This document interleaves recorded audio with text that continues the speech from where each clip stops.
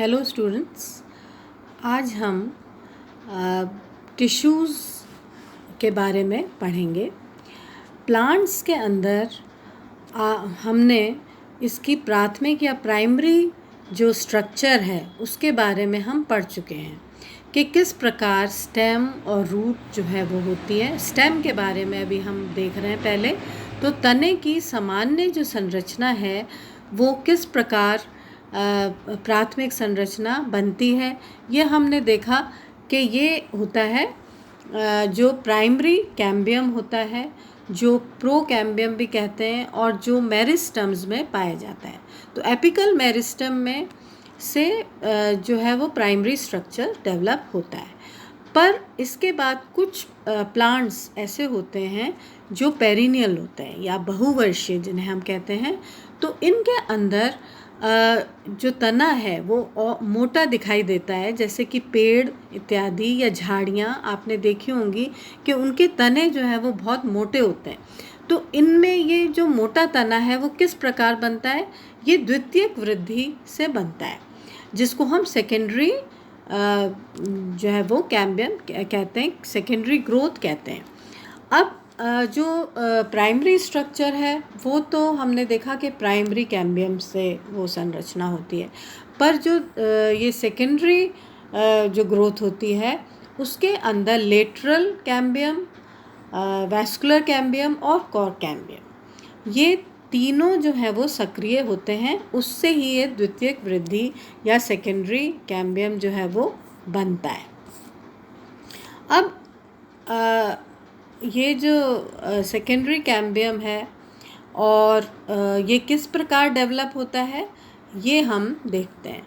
तो ये ज़्यादातर जो सेकेंडरी ग्रोथ है वो डायकॉट्स या द्विबीजपत्री पादपों के तने में ही पाई जाती है।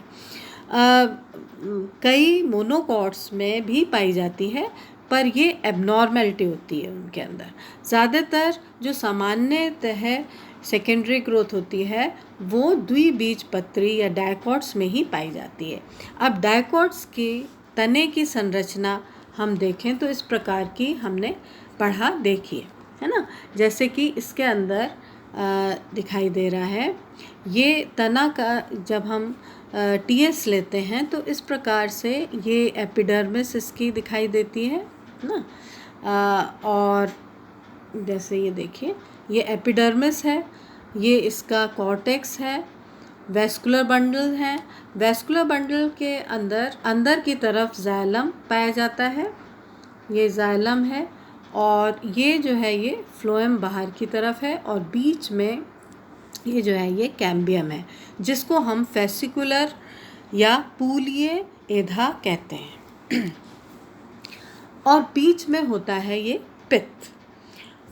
अब जब सेकेंडरी ग्रोथ होती है तो ये हमको पता ही है कि जो डायकॉट्स होते हैं इनकी स्टेम में जो वैस्कुलर बंडल्स हैं वो रिंग में अरेंज होते हैं। ये देखिए, जैसे इसके अंदर दिखाई दे रहा है कि कैसे रिंग में ये हैं। अब ये रिंग में जब होते हैं तो यहाँ पे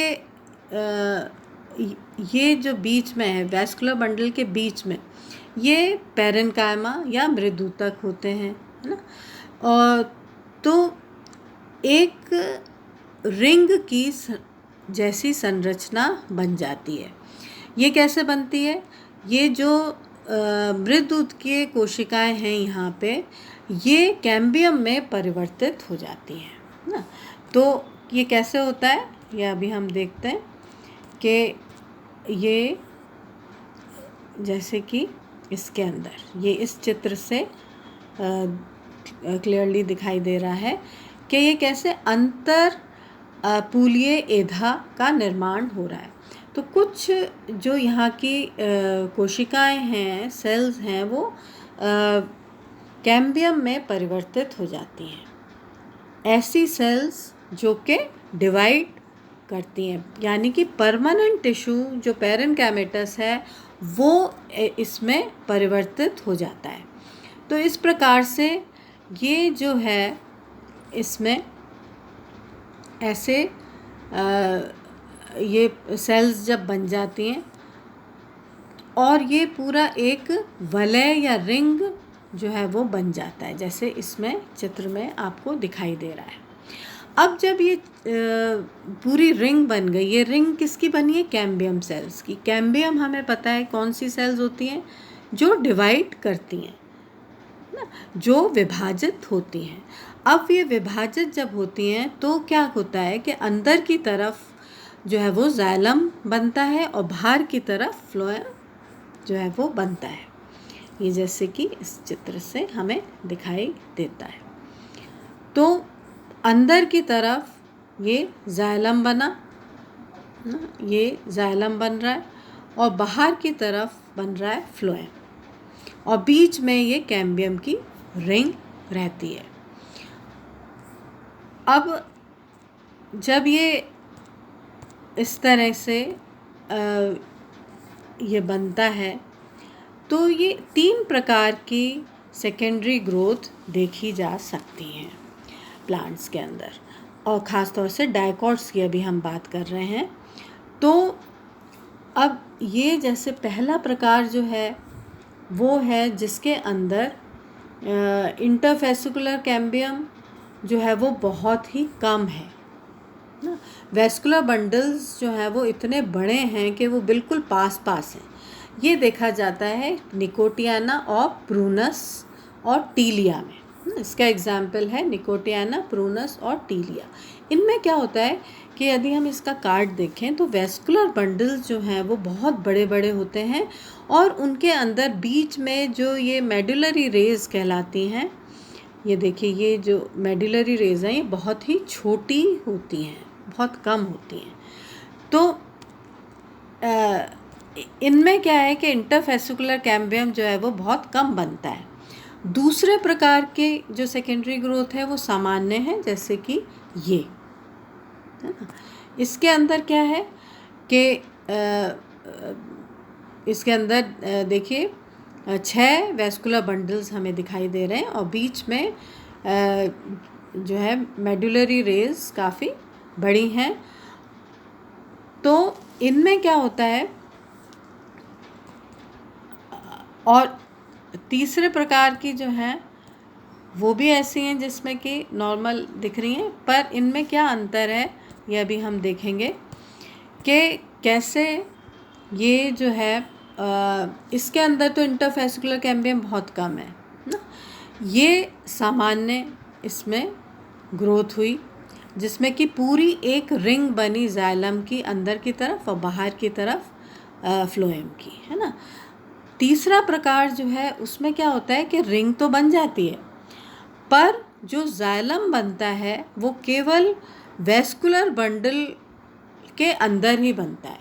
ऐसे ही फ्लोएम जो है वो वेस्कुलर बंडल में ही बनता है। तो इसमें क्या है, जैसे इस चित्र से स्पष्ट हो रहा है कि वेस्कुलर बंडल का जो है वो साइज़ देखिए बड़ा हो जाता है पर पूरा एक वलय या रिंग नहीं बनता जो नॉर्मली ये माना जाता है। नॉर्मल जो सेकेंडरी ग्रोथ है उसमें एक वलय या रिंग बनता है जो कि इसमें नहीं देखा जाता।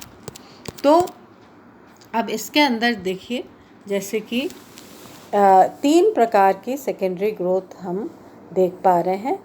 तो पहली मैंने बताया जिसके अंदर की वेस्कुलर बंडल बहुत कम है और इंटरफेसिकुलर कैम्बियम बहुत ही छोटा बनता है, ना के बराबर। और जब सेकेंडरी ग्रोथ होती है तो ये लगभग मिल से जाते हैं ना। वेस्कुलर बंडल जो है वो मिल से जाते हैं, अंदर की तरफ जाइलम बनता है, बाहर की तरफ फ्लोएम बनता है। और ऐसा देखा जाता है निकोटियाना, प्रूनस और टीलिया में। अब इसके अंदर ये स्ट्रक्चर जो है हम देखते हैं इसमें, जैसे ये है ये जो चित्र है इसमें आप देख पा रहे हैं कि कैसे बिल्कुल वेस्कुलर बंडल्स जो हैं वो बिल्कुल पास पास हैं, ये देखिए बिल्कुल, है ना। तो ये जब सेकेंडरी ग्रोथ हुई पूरा जाइलम रिंग बन गई पर ये वेस्कुलर बंडल्स जो हैं वो अलग अलग ही रहे और इसमें इंटरफेसिकुलर कैम्बियम का निर्माण जो है वो लगभग नगण्य रहा। तो ये दूसरे प्रकार की ग्रोथ मानी जाती है।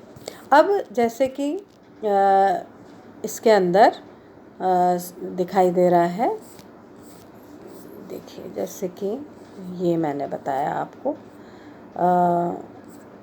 ये ग्रोथ है ना, जिसमें कि वैस्कुलर बंडल बहुत बड़े बड़े हैं।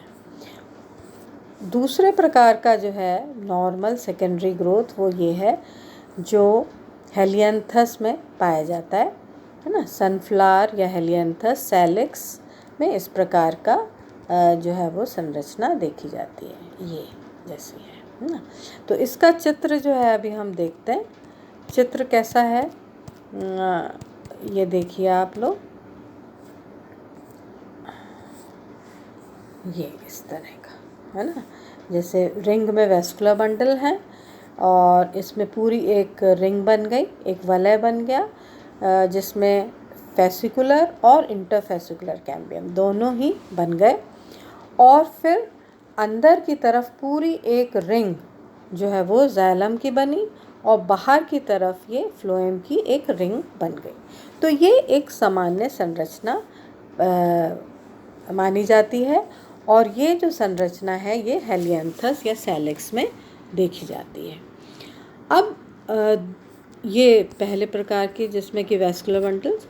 तीसरे प्रकार की जो है वो एरिस्टोलॉकिया में देखी जाती है। इसमें क्या है, वैस्कुलर बंडल्स नॉर्मल है, देखिए रिंग में है, और वलय बन गया, कैम्बियम एधा जो है वो बन गई एक रिंग में, पर जो सेकेंडरी टिश्यूज़ बने वो वैस्कुलर बंडल के अंदर ही बने।